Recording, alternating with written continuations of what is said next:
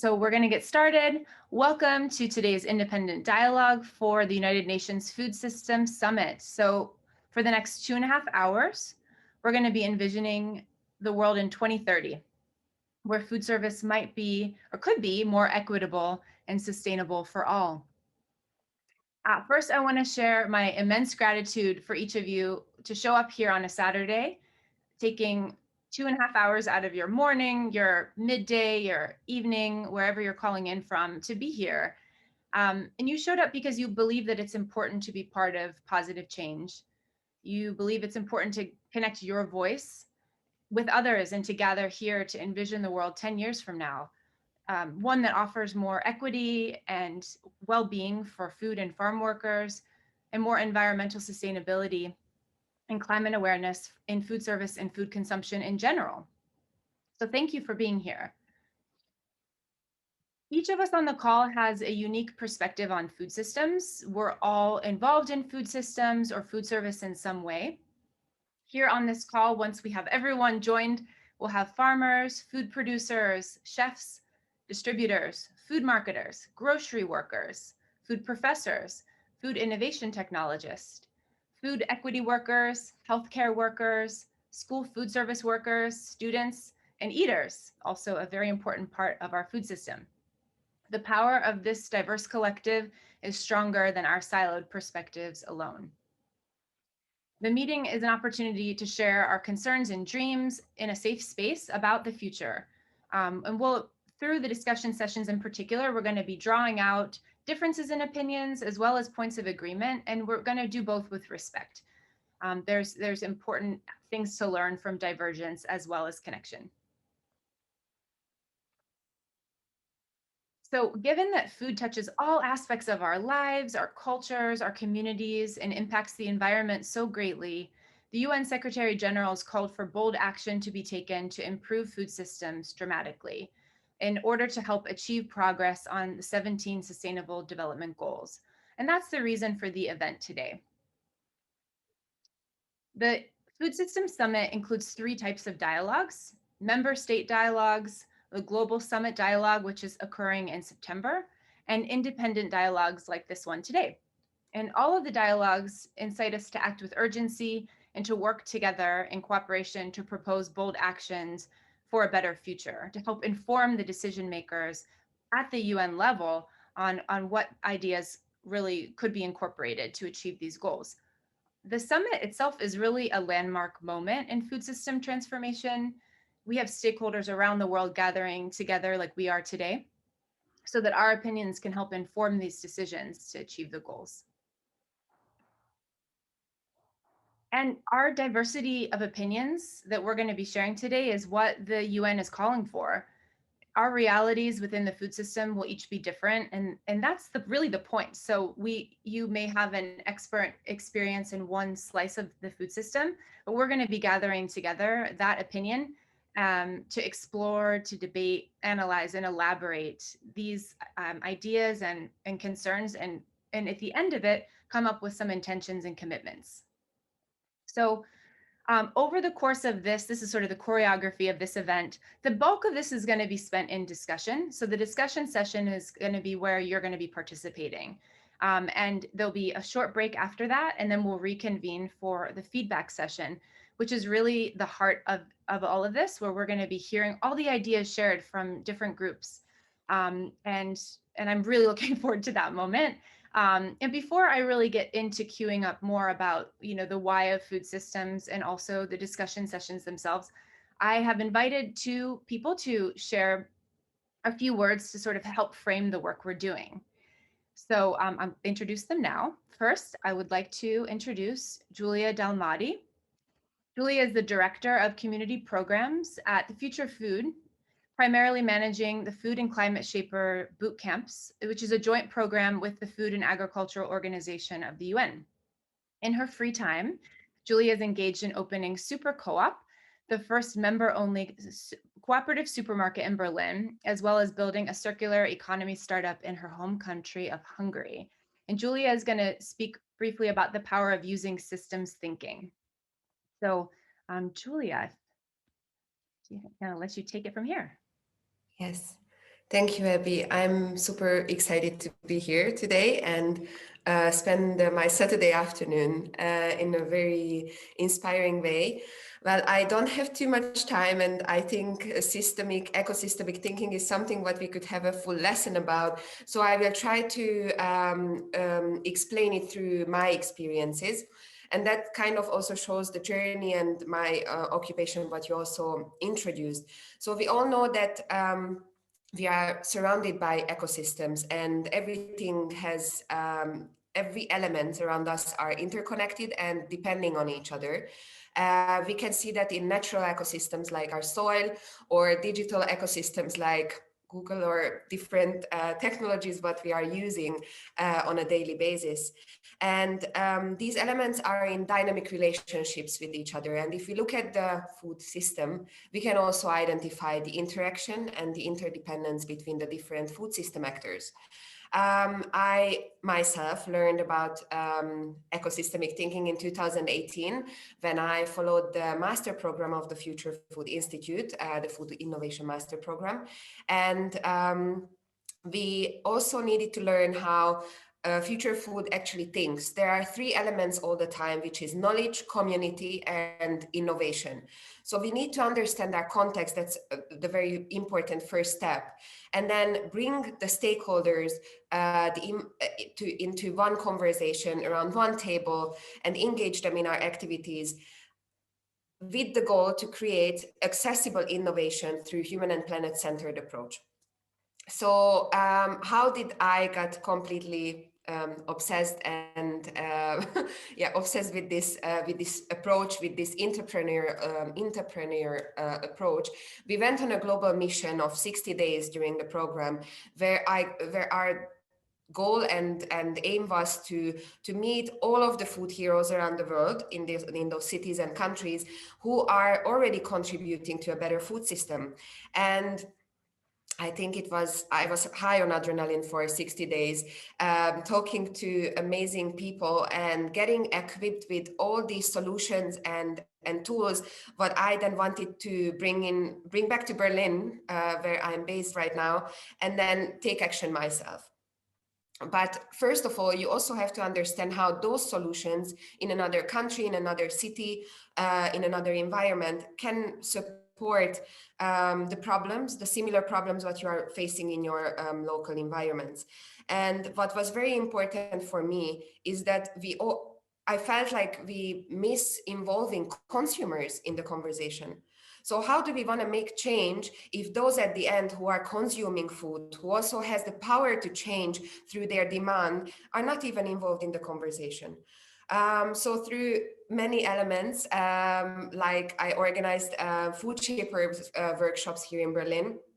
I then joined Supercoop, the cooperative supermarket, but very soon will also open the door of a physical store. And why I found my purpose in this project as well is that finally the consumers will be involved in the whole process. They will have a better view into the food supply chain and how the food will land on their supermarket shelves. Um, so in that cooperative, producers will be also part of the equation. So this dialogue can also happen in the supermarket, right? Finally, we also need to think about the dormant resources around us. And in 2019, December, I had an epiphany while walking in my hometown in Hungary. That's a very small town, Komárom.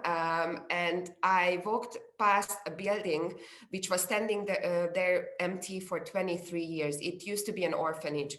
This building I can see from the balcony of my parents. So I saw it every single time I went home when I lived there. And that was the point when I realized that's a great resource. It could be turned into an innovation center, into a food waste factory. The green area could be turned into an agroforestry system, which then could implement agriculture in education through the neighboring kindergarten and the primary school where I used to go. So these are the actions and the ecosystemic way of thinking what with my other project, Transfood Mission, I would like to introduced to the Hungarian food system, because I believe that food is a connection between our past and our future, and we need to look back so that we might move forward more resilient and better equipped for the world of tomorrow. Thank you. Excellent. Thank you so much for sharing that. I love this concept of dormant resources, and I hope that that will help inspire some of our conversations to look at things that are underutilized or forgotten or from the past that are all around us. So thank you. I'm going to next introduce Lisa Trocchia, who Lisa holds an interdisciplinary PhD in the social ecology of food. Her work explores the social ecosystems found within the food system. She teaches and designs courses in the Sustainable Food Systems Graduate Program at Prescott College, which I'm currently now enrolled in a sensory, she's a sensory ethnographer and also works as a social systems network consultant in network design and facilitation. So welcome, Lisa. Thank you, Abby. It really is a delight to be here. And thanks to Julia for some wonderful remarks to help frame about the ideas related to systems thinking. Also want to just take a quick minute to thank everybody who worked so hard to organize this event, and to thank all of you who are participating today for your commitment to sustainability and to food, and for being here, for showing up to engage with this process. So I guess before things get started in earnest, I'm really grateful for the opportunity to offer a few words about what this process really represents to me. It's so important to be an active part of the exciting work to create an inclusive, just, and sustainable food system, especially in ways that cultivate our relationships with each other. I feel very strongly that the future of food systems change is all about relationships. Um, the capacity for change that's found within these social ecosystems has been a subject of great interest to me as a food systems scholar. And what I found is there are many ways to know about something. And in the context of complexity, all of them are valid. As we grow and strengthen our relationships with each other through events like this one, as we find ways to reach out and to weave together networks that are diverse yet share a values-based perspective about food systems change, we will begin to see an equitable and sustainable food system emerging. And the reason for that is because the insights and innovations will be coming from multiple perspectives. They will come from those who know the theory, from those who are living the realities. They will come from different sectors, and they will come from every voice that is given the space and the support to speak. So in many ways, this to me is the real promise of today. You each have the opportunity to activate your inner network weaver. And what I mean by that is that, by default, people who care, and that would be all of you, are network weavers. And you are being given the opportunity to expand your own networks, adding layers of richness, ways of knowing, ideas, resources, by simply getting to know each other today, working together to address specific issues. So now that you have all been officially deputized as network weavers, use this experience and knowledge to bring together others who you know and who you may only know of, those who share the same concerns or who could benefit from a connection or a resource that you have. We all know the challenges we face in the food system are incredibly complex. They're wicked problems, if you will. So it stands to reason that the prospect of shifting this system will also be a very complex undertaking. But we can do it. And the way we'll do it is by supporting diverse, self-organized, intentional, and interconnected networks. So after today, I encourage you to continue to think, discuss, and act on food systems change together. Collaborate on innovative projects and reflect, adapt, keep trying, develop linked communication structures so that everything we learn is transparent and accessible to us all. Today is really an incredible opportunity, building relationships, joining with others in ways that lift up our experiences, our ideas, our intentions. This is how change will happen. So good luck, and thank you, each one of you, for everything that you're doing. Excellent. Thank you so much, Lisa. I think it's really important that now everyone has this perspective, that each of us can act as a network weaver, and that we can join together our insights from different perspectives. So thank you so much for that. And Lisa mentioned it. She was the first person that brought up this concept to me that food systems are a wicked problem. It's something that can't be solved. Food systems are interconnected with our health systems, our political systems, environmental systems, our social, cultural, and mental beliefs behind that. And if you look at the breadth of food systems, from growing to selling, marketing, and all the way to disposing of food, all of the actors and individuals involved here really includes virtually everyone. When we look at consumers, like Julia was saying, of tying in the perspective of the eaters, into informing food systems ideas. And as we all know, and that's why we're here, that our food system, be it local or global, has a lot of inequities. People are going hungry, yet a tremendous amount of food is being wasted. Some people are overnourished and spending more on money on healthcare annually than they do on food. We have a dwindling number of smallholder farmers who are using regenerative practices to give back to the soil. We have few farmers of color in this country. We have little incentive for people to start farming, a younger generation, when the average pay is low. In Oregon, where I live, the average pay for farmers is under minimum wage. So we have problems here, and we're going to try to come up with some ideas today on how we can look at these. So we're going to use two of these action tracks, 2 and 4, to frame our discussion about diving into food service in particular. So shift to sustainable consumption patterns and advance equitable livelihood. So in particular, looking at food systems, we're going to look at what might need to change to achieve the 17 Sustainable Development Goals to create more health and well-being for all. So from increasing farmer wages, creating more kind of community-sponsored incentives or programs, changing menus, consumption habits, reducing waste, reducing diet-related diseases. These are all ideas that might show up in your sessions, and I really can't wait to hear about that. I also want to acknowledge the prevalence of food service in the last 100 years, where now how the average US household spends 40% of their food budget outside of the home.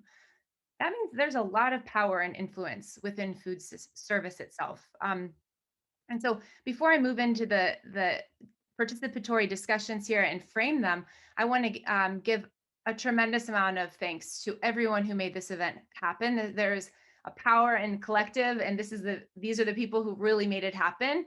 I want to start with thanking my lovely co-convener, Bree Roston, for holding me accountable to schedule this from an idea to really making it happen. This happened through all of her logistical and organizational support. And also I want to thank her for her general fervor and commitment to creating more sustainable food service for all. So thank you, Bree. Virtual round of applause. I also have a lot of thanks to give to my team of dedicated facilitators. These individuals took time to get trained by the UN and prepare together to lead you all through the discussions today to create a welcoming environment. I want to give thanks to Libby Clout, Ecole Copen, Ariel Clark, Aaron Sontag, and Jason Buss. This event could not happen without you. Another virtual round of applause here. And next, I'd like to thank Ed Perry, who's the event technician today on this call. This especially couldn't happen without his technical support. I really encourage you to look him up if you need any support for Zoom meetings, web or marketing support as well. And last but not least, I want to thank the note takers today who are going to be taking the time to document everything that's happening in the discussion sessions so that we can have documented feedback that will be submitted up to the UN. So thank you to Sonali Shivdasani, Natalie Etzel, Gwen Alvarez, Michelle Navarro, and Natalie Barella. And sorry, Michelle, I didn't get your photo in time to add you in here, but thank you all so much. So now, getting into the discussion groups. So there are 6 discussion groups. 3 of the groups are going to be focusing on shifting to sustainable consumption habits and patterns. 3 will be focused on advancing equitable livelihood.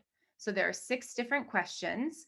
We read all of your comments and action track preferences in your submission for your RSVP. And Bree and I did our best to place you in a group that would elicit the topics that you'd like to talk about. Knowing that food systems are so interconnected, we'll likely all be talking about a lot of the same things in each of the questions.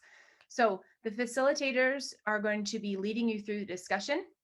They are not necessarily experts on on their issue, and that's kind of the point. They're really there to help mediate, to encourage participation, and help you move through a systems thinking discussion to arrive at what are the most impactful actions that can be taken in the next 3 years toward that goal that you're going to be reviewing toward 2030. So that's really what you're going to arrive at the end and be able to share that back in the feedback sessions themselves.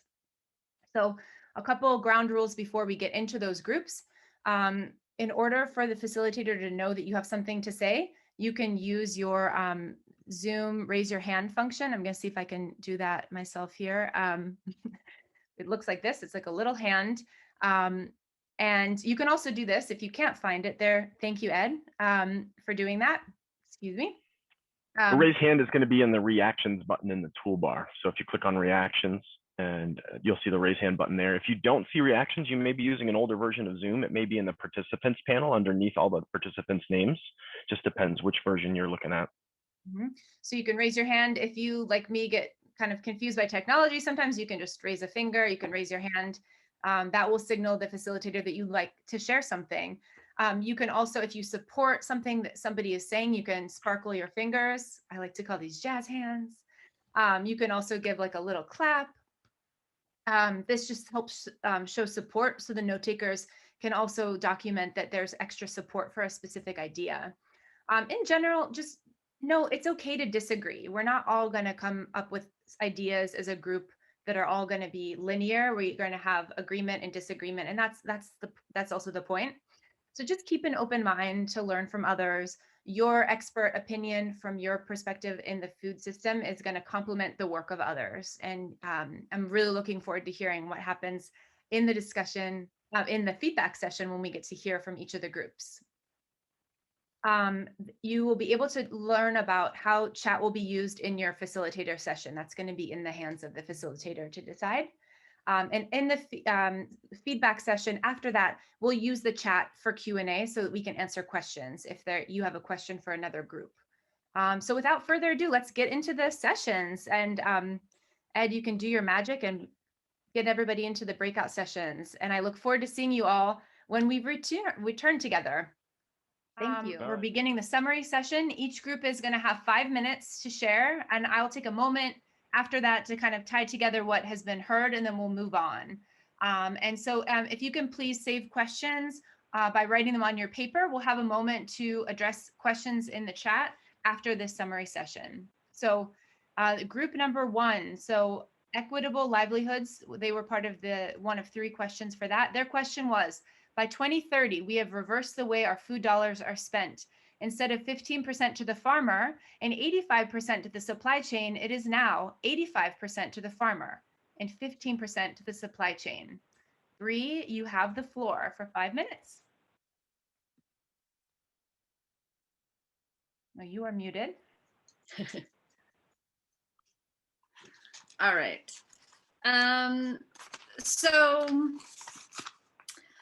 We think that in order to get more of the money to the farmers, that we need to have more small producers. We need to either reimagine or eliminate grocery stores as they currently are so that people can know their farmers, know where their food is coming from. We would like to see more farm to school programs so that children are eating more vegetables, knowing where their food comes from, participating in growing it, school gardens. You know, it's a proven fact that when people help to grow something, they have more value in it as well. And that creates and supports the idea that food is medicine, and that can help to allow people to put more of their food dollars into better food and less into medical expenses later in life. And along with that, one of the barriers is that we do need living wages for people to reduce convenience eating, and be it when you're too tired because you're working too many hours, you don't have time to think about food, you're going to eat what is accessible. Food deserts come into play as well, looking at having more small farms and gardens and producers being accessible, so that regional farms will make, and regional eating and seasonal eating makes our food system better able to respond to the demands, such as during a pandemic or other issues. The closer we are to our food, the better we're going to be able to answer what our local food systems need. Having better quality food, you're able to eat less of it, so that affects our food dollar spending.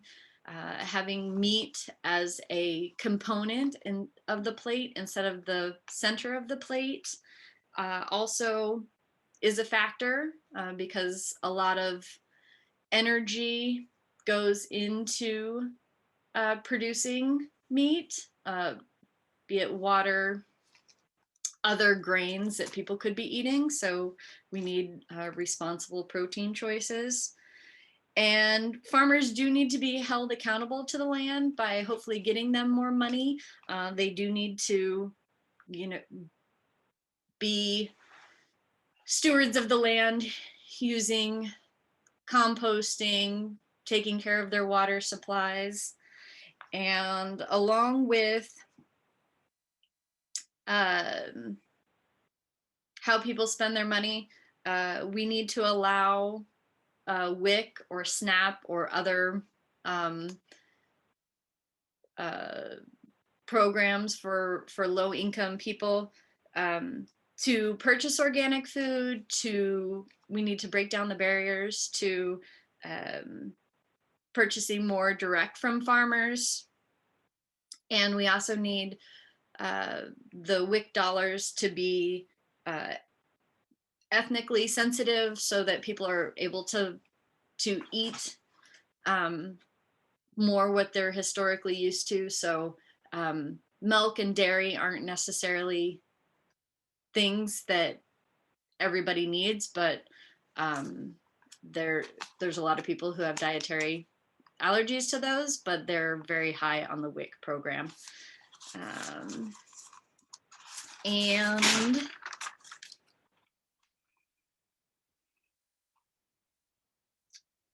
so, yeah, as far as changes that could be made in 3 years, it would be the farm to school programs and policy changes, so that opening up land to farmers inside city limits and supporting that, as well as not losing the land outside the city, or watching it during growth boundaries. So that is where we are. Wonderful. So I heard, focusing on that farm to school, but really connecting. What I heard a couple times is like knowledge. So people knowing their farmers, people knowing about their food, and connecting people through WIC and SNAP directly to purchasing, directly to their farmers, opening up land for urban agriculture, the connection, the relationship between quality and quantity of food, and how increasing living wages can help reduce convenience eating. I think that's a really interesting idea that I know comes back in another topic of the group I was in as well, and how resilience means being close to food. So there's some really interesting themes there. Thank you. Let's move on to group number 2. This was facilitated by Libby. So also around equitable livelihood. By 2030, all restaurant and institutional food employees have a livable wage for their city, health insurance, a child care benefit, and 50 hours of continuing education for career development. What a world we should live in. All right, Libby, 5 minutes.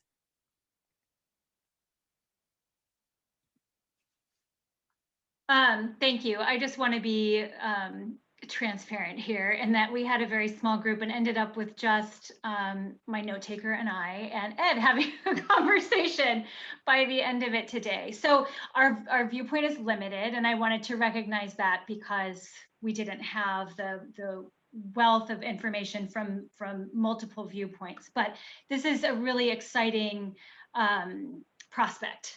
And we did have 2 participants with us for the very beginning of the conversation, and all of us were in agreement that this is a hopeful, great, meaningful, and fantastic goal for restaurants and institutional food businesses. You know, there are places in which this exists now. There are certainly businesses that can be identified that are able to provide all of these wonderful benefits to their employees, but it's not something that's available across the board. And we started thinking about why that might be. And we really felt that buy-in from the end consumer is very important.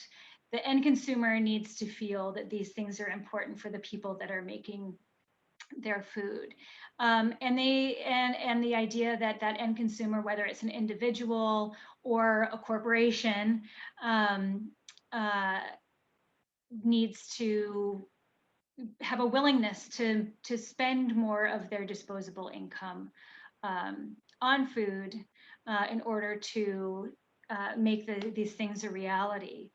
But there's great disparity in corporations, even in their willingness to supply this income.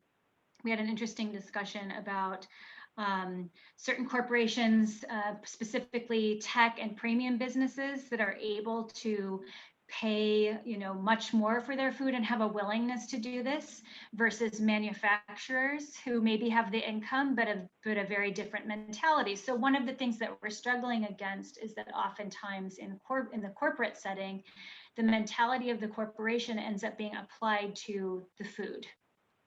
And that's a very, very difficult and sticky thing to kind of unravel, but that's something that would need to happen. That we start viewing foods separately from, you know, from a business mentality. One of the things that we kept coming around to through the course of the conversation is that this can't happen without a political restructuring.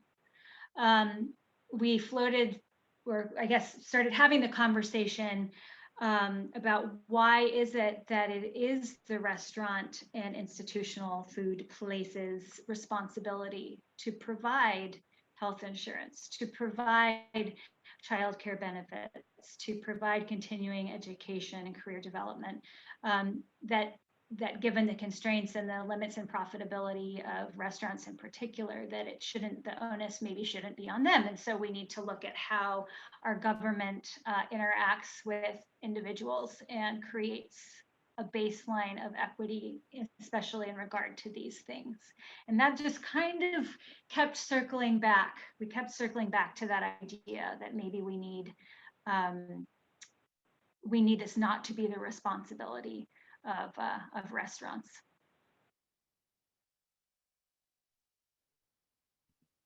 Great. Thank you for that. And for like rallying with a small group for that conversation. What I think the last part that you added there is really interesting about political restructuring and whose responsibility really should it be for providing welfare and livelihood for these big groups of restaurant and institutional food employees. You know, is it the business or is it the government? And if it's the government, then where does some of that money come from, and how does that be restructured? I think that's really interesting. Also, that you brought up that consumers might need to spend more on food, and they're already spending a lot on food. So how do we kind of parse out that food dollar and maybe look at that differently. And maybe that's where the money can come from for a political restructuring that favors this vision. So thank you for that. All right, let's move on to group number 3. Also, the final one that moves toward equitable livelihood. Our food system prioritizes the health and education of farmers and food service workers, which helps reduce diet-related disease levels in the community by 40%. Wow. Nicole, you have the All floor. right. 5 minutes. Can everybody hear me okay? Great. Okay, wonderful. So it started out with a really great concept, which is basically that this sector of food service workers and farmers, like particularly food service workers, is such an entry point. It's such an entry level job place for people to start. And there are so many farmers that whatever happens to this group of people is going to have a massive trickle out effect, because these are folks that maybe are starting younger, or not necessarily in the farm world, but in the food service worker world.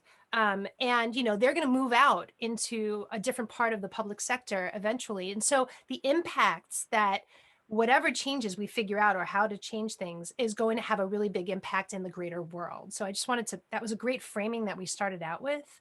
And then we talked a little bit about like the difference between the education and the healthcare piece. And what I noticed was that we kept kind of coming back to this idea of like, sure, we can outline what the basics of health mean, like eating fruits and vegetables or eating less processed food. But what it really comes down to is the transparency, education, and empowerment of the people in this sector. Because once they, for example, we talked about like in a restaurant business or in a farming where there's an owner and worker relationship, having transparency in the restaurant business about like, how's it going, or what are the foods that we're going to make, or in the land owner slash farmer, it's like, what kind of methods are we going to use in this farming practice? And the more that people can be involved in the process and empowered, the more they're going to be able to make decisions about what's good for them. And the more they can make decisions about what's good for them, like they may not choose to use chemicals in their farming practice if they know what the chemicals do to their bodies. And so, it's like empowering people to be able to make decisions from the get-go. So some of the actions, we also, let's see, I'll just slow down for a second. Some of the perceptions that we talked about, like needing to shift, are like this idea that we need to like force the land to produce this much maximal quantity, and that there's not enough. There's actually a lot of surplus food out there right now, but perhaps the distribution of it isn't quite equitable and isn't efficient. And so looking at those systems to lessen the pressure on the people to produce, and actually look at the systems and the technology to get the food out there in a more equitable way. So some of the actions that we talked about were like empowerment of the individual. I love this one: educational campaigns to highlight the value, like someone else was talking about just now, the value of the food service worker and the farmer. I can imagine like nationwide or worldwide campaigns that elevate the importance of these people to the survival of everybody. So, I mean, the basic, it's like that Maslow's hierarchy, like you gotta have the basics first, and helping people recognize that the basics come from this group of people. Increase financial incentives to join farming. Educate, let's see, classical social movement, art and messaging to help this sort of social movement to increase the value of the farm worker and the farmer and the food service worker. And encouraging more collaborative and cooperative structures so that people, I loved this, creating competitive environments through technology. So pulling together smaller groups of people to collaborate together to be a force of competition to these big corporate entities. so that like maybe there's a way for people to have these more collaborative, cooperative structures that actually do produce a competitive edge that therefore decrease the cost of food, or, increase the availability of healthcare, or increase the empowerment of the person or the profit, the bottom line in smaller organizations. Yeah, I Great. feel like that was kind of the basics of it. Wonderful. That is exciting. And what I have, like my map, I'm connecting things back to this, like, around knowledge. It sounds like, empowerment. You're talking about educational campaigns, and also the power of education, building knowledge, and involving food and farm workers in this sort of knowledge base, and the power of having more knowledge, and the value of like public education to express the value of these foundational members of our workforce, food service workers, farmers, that could the like trickle effect of that. And also focusing on the relationships and involving people in making the decisions, looking at equitable distribution, and resisting the urge to just go toward efficiency, meaning like massive use of the land for production, which ties back to what Bree was saying about that relationship between quality and quantity. So yeah, there's some interesting things that I'm seeing develop. Thank you so much for Thank sharing. you. Cool. We're going to move into sustainable consumption. The first question there is: food service professionals help reduce hunger by 50% in their city where they work, in partnership with a range of community organizations. And this was led by Ariel Clark. Ariel, I'll give you the floor for 5 minutes. All right, can everyone hear me okay? Yes. Well, first off, I just want to thank my group members. We had a wonderful conversation, and there were people from LA and Berlin and Portland, and so it really added to the conversation. And I have to thank Michelle, who has been the most awesome note taker. So thank you for your detailed notes. We rolled off the conversation and just kind of, started with some like key words that came to mind when addressing this goal. And those words were sharing, people, purchasing, and support. And that really kind of trickled down into every piece of the conversation that we had. Supporting and encouraging community-led action in food systems is, what we felt was the best way to resolve hunger within our communities. Since we all have very diverse backgrounds and live in different parts of the world, we all had examples in our communities that we could share. One example that I really loved was shared by Julia, and it was about a chef in Canada that his name is Mark Brand, Better Life Foundation, that is providing meals for homeless people through purchasing a meal token. And so this kind of idea that everyone has access to food through this, instead of just giving like kind of dollars or handouts, but it's like everyone has access to a meal. And just as an example of, what's happening out there already. And we had lots of examples. And this is kind of like under that like train of like sharing resources. And there was another example of Ethnic Hub, which is a hub that creates social impact by investing online or buying to farmers. So kind of, sharing resources, connecting people in the community to address hunger. more like kind of on this grassroots kind of level. We felt was very important because, you know, every community is a little different. Another thing that came up was food waste. There's a lot of it, and connecting, you know, kind of like, first off, maybe like removing stigma around like what, I don't know, what the perfect food should look like, and, you know, buying things within like a certain date or time.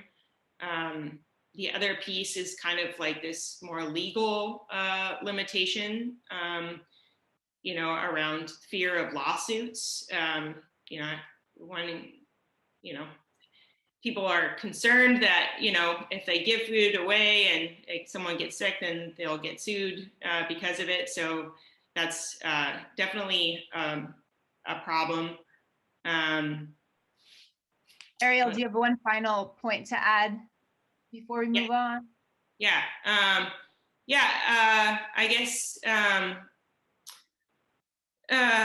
let's see, you know, creating equities within the system, creating a livable wage. It kind of comes back, even though, you know, we're not talking about equitable livelihoods. I mean, we just see that it's intertwined within this topic as well. So providing more access to resources for everyone is important. So again, you know, kind of what we took from this is, you know, supporting and encouraging community-led action in our food system is the best way to resolve hunger in our communities.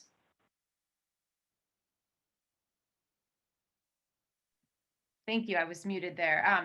Yeah, I heard sharing resources, this idea of community-led action. I like that you did tie it back to livable wages, because it is connected. We can't look at sustainable consumption. We can't look at ending hunger if we don't look at job creation and livable wages, and really the sharing of resources when we look at wealth, but also food itself, and changing the way we look at, changing the mindset around perfect food, what could be wasted, and maybe looking at involving stakeholders from a legal perspective to change what might need to be legally set as safe foods, adjusting dates, best by, and things like that to work in favor of utilizing the resources we have available.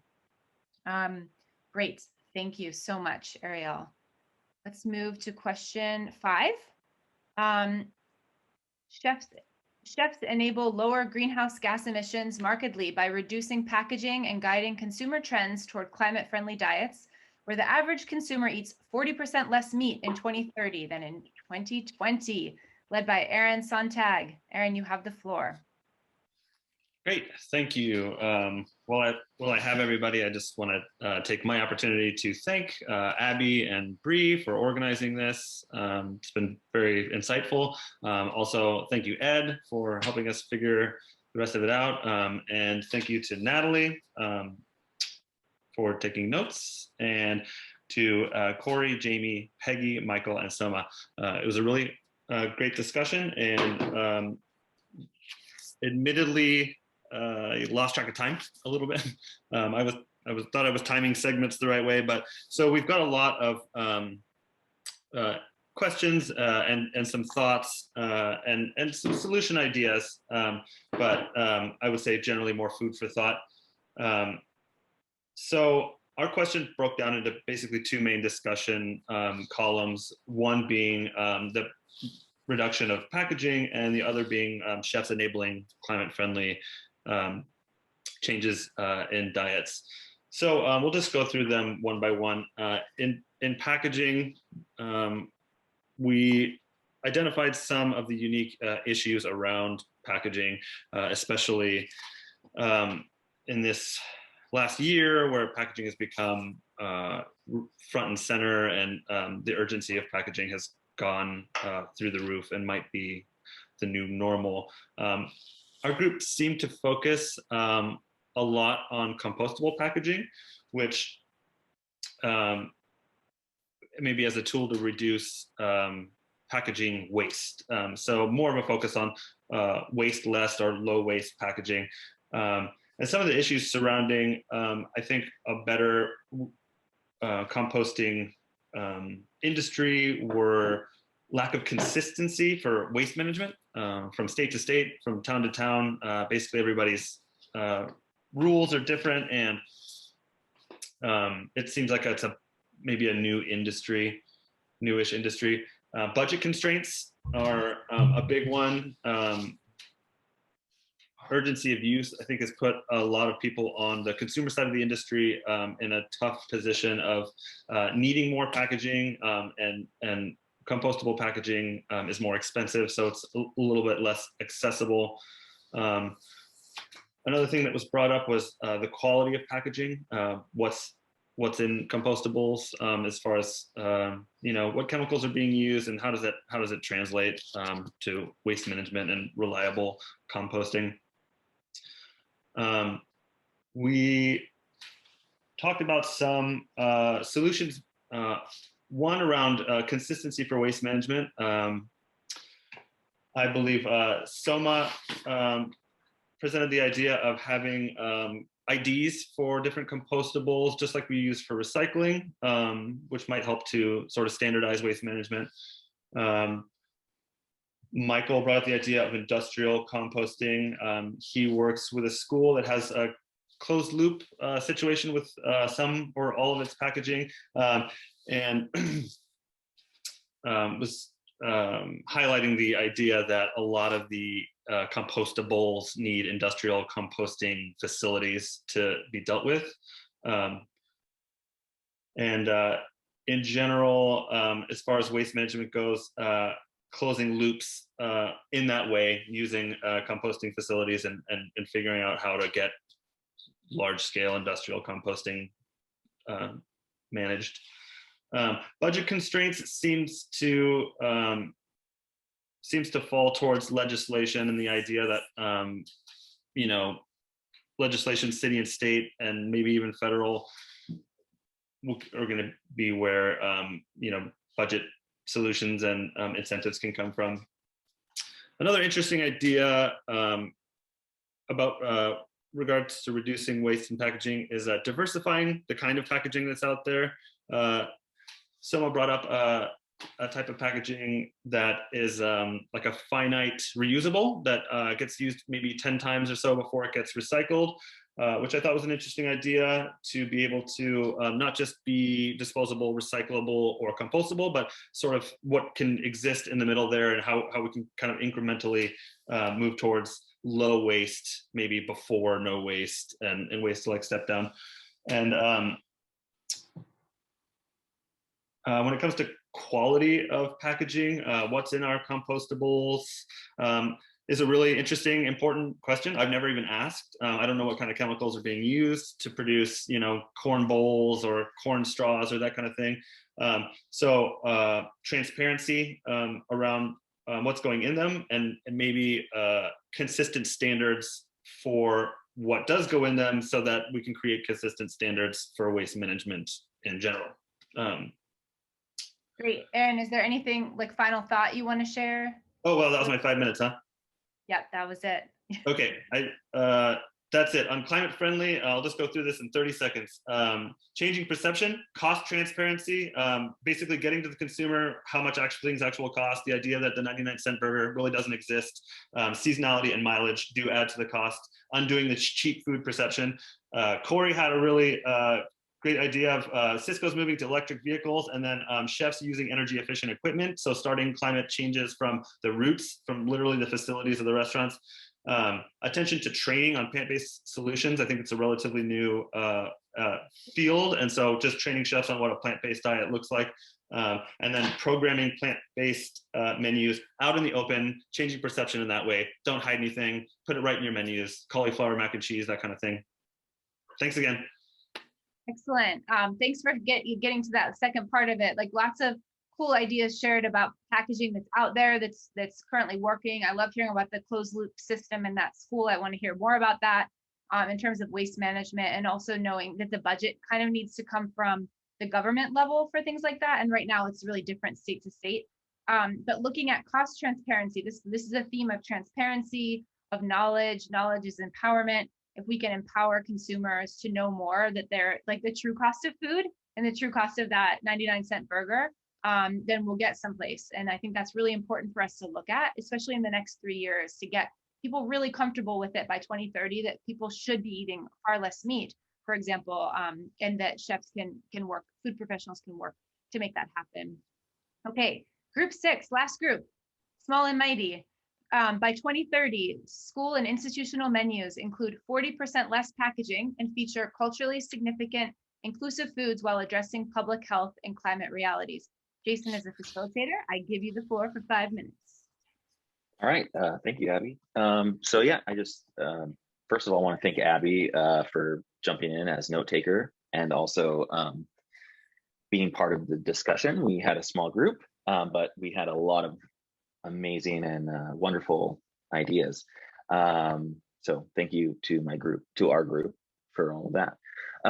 So there a lot of topics were covered, but what was really interesting was we kind of kept coming back to like circular economy and how can we invest in a different aspect of the economy. So that was kind of interesting. Let's see, hold on, sorry, let me gather my thoughts here. So some big topics were packaging, how we have the mindset of people thinking everything needs to be packaged. So that was like one of our first thing, everything. And then we also kind of talked about marketing, at first kind of thinking that didn't necessarily fit into the school and institutional menus. But as we started talking, we started thinking about labeling for nutritional reasons. So how do we fix that? How do we make that work? We also, oh my gosh, we talked about using nature as packaging, using avocado shells, banana peels, so some maybe outside the box ways to get it there. Reducing the need for convenience was something else that kind of came up in our like changing the mindset. Let's see here. We talked about can we invest in hiring more people and invest in more equipment to have reusables? So if the thought there was when we kind of went away from packaging and compostables and disposable things, we kind of needed to add in labor or someone to wash the dishes, which kind of brought us into the culture. Like we kind of live in a wasteful culture. So how do we change this? I think Luna brought up a great point about making it more of an education in schools, kind of like making it more about education and making it part of the curriculum. So addressing the public health needs of washing hands, which could lead to less packaging to encourage like the public health goals of hygiene.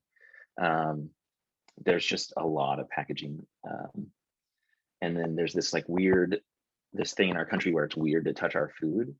If you kind of like notice in grocery stores and things like that, it's like, here's a spoon and gloves and all of that. Let's see, we had a participant, Ripa from Indonesia, who brought up some great ideas about the locales that ate a little bit more local, had less packaging. So we kind of started talking about that, which brought us into culturally significant foods. If things were imported, how can we reduce packaging if they're kind of coming from all over, which kind of then brought us into, at least in the United States, about kind of going more into the indigenous population and gleaning from that knowledge to kind of bring more of that local and slow food back. So kind of like the power of community to pay the farmer directly. Luna again spoke again of the power of community that could be leveraged not only for some people to learn and develop a new skill, but to help someone who could be teaching someone how to do it. So back to that education aspect there.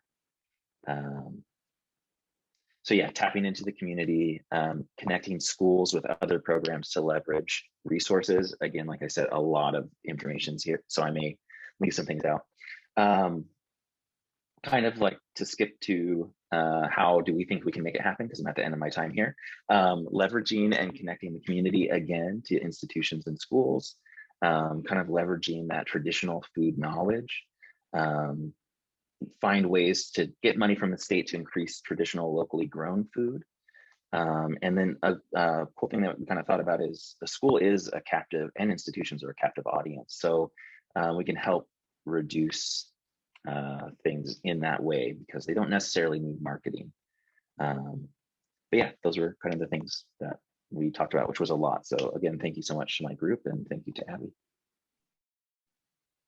Oops. Thank you, Jason, for sharing that. And, you know, as a participant in the group, I thought it was really interesting how we kind of tied back to this, you know, power of community, just sort of like the group 4 was talking about, the community-led action. There's sort of these dormant resources that exist in the community that maybe we could tie institutions together through. One idea shared was like through a municipal platform, connecting available food to institutions. Another was through how do we build, like embed cultural leaders into school programming or institutional programming? How do we allocate a portion of local crops that are traditional into food systems and institutional systems? And how do we address the needs of, you know, people who are part of that captive audience who may desire culturally specific food? So a lot of really fun, interesting stuff there. Again, the themes that I hear from all of these really are, you know, education, sharing resources, community-led action, transparency, how training can help transform and build empowerment, and really sort of relooking at and how to pay for these things, what stakeholders we might need to include to make these changes possible. I love the idea of looking at how these changes might build resilience in our communities and bring us closer to food, bring people closer to food. And, you know, we do have time for questions. Before we get there, I just want to have us all take a moment to reflect on what we've accomplished in 140 minutes. And I think that it's really amazing. Like we're here, and all these ideas shared these are the ideas that can really help shape how we get to a different sort of food system, and will help inform decision makers, you know, way above the food chain than us. So thanks for sharing this time. And I really would encourage you to think of one big or small thing that you might be able to do in your local food system to accomplish these goals, because really we are the change that we want to see, and it starts with us. So we can help inspire other people. And like Lisa said, keep the conversation going. I'll share out contact information after to encourage the continuation of network weaving. If there's ideas that you are in a similar location or maybe even not and want to continue the conversation going, please do. And, you know, I was going to be introducing someone who's coming. I don't think Ed is on the call, not Ed Perry, but Edward Benoit Hill is the co-founder of the Black Food Sovereignty Coalition. I don't think he was able to join the call, so I'm just going to keep this slide up here and share out his information. After, it was just a parting inspiration about great work that's happening, but a lot of groups shared great work that's already happening. So I will, in 2 minutes, we'll officially close the dialogue, and I'll keep the chat open. But for the purpose of leveraging these 2 minutes, if anyone has any questions to share, comments, that they'd like to pass forward, please do so in the chat or raise your hand on the Zoom function, and I'll give you a call. I'll call on you.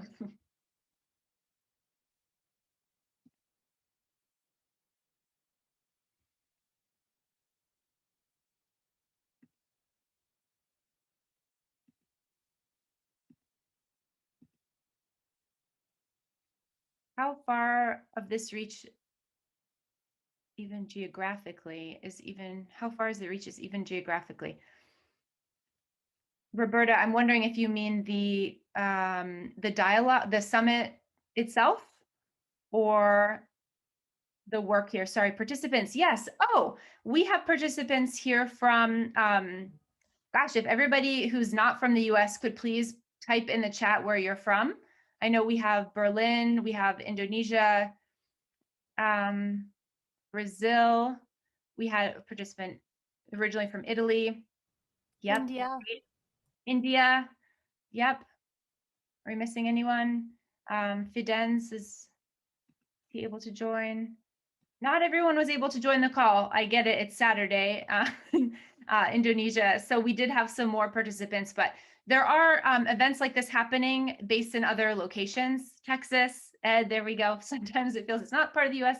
It is really a unique part of the US. So yeah, so we have some like diverse participation here. Great, yes. And lots of folks in Portland and on the West Coast of the US. Any other final Q&A? We had Arkansas. a quick question. Do Sure. we get a copy of this recording? Will Yes. that be shared? Okay. I will share a copy of the recording to the attendees and even to those who had RSVP'd and weren't able to attend. And then we will send out the official UN dialogue. I'm going to share out like our notes shared with our particular group that will be sort of unedited. And thank you, Sammy, for attending and for being part of this. Thank you, everyone, for attending. Hope you enjoy this first day of spring, or first night of spring, depending on your time zone. It's here. It's a new season. Yeah, thank you all. I'll keep the chat open if anyone wants to hang around, but you're all free to go. Thank you so much for being a part of this event. Thank you, Thanks, Abby, Abby. for all of your Thanks, hard work. everyone. That was Thank you. awesome. Take care. Thank you.